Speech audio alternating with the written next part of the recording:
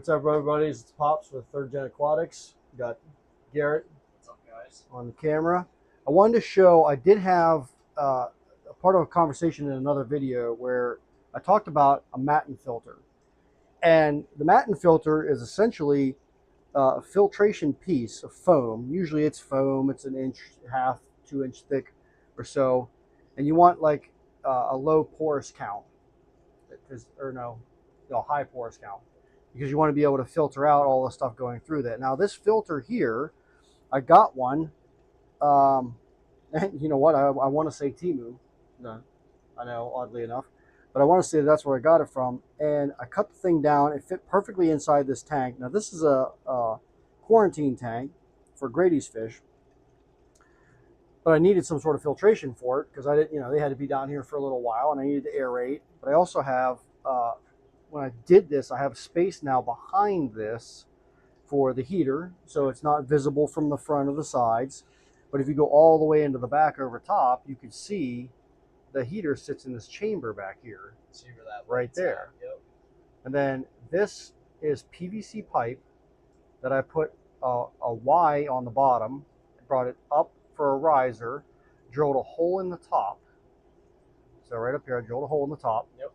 And then I drove airline down through to the bottom and stuck an air stone, one of the little cylindrical air stones on it.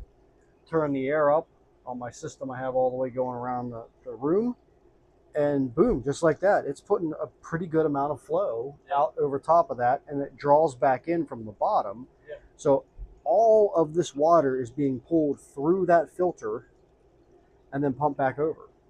And I'll tell you, really the turnover is pretty substantial for what this is. And it's not using any, the filter part of it itself is not using any electricity at all. It's using the air that's already in the system, because it's already for everything else. So this had no impact on the ability at all.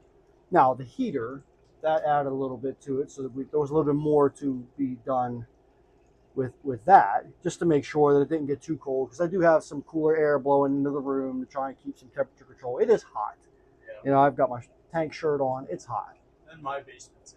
It's even pretty warm. It's hot, and we've had a couple hot days, and that's just how this goes. But I do pump in some cooler air from another part of the house that does have AC and stuff. So yeah, I wanted to showcase that, and I'm super impressed with the quality of this. Yep.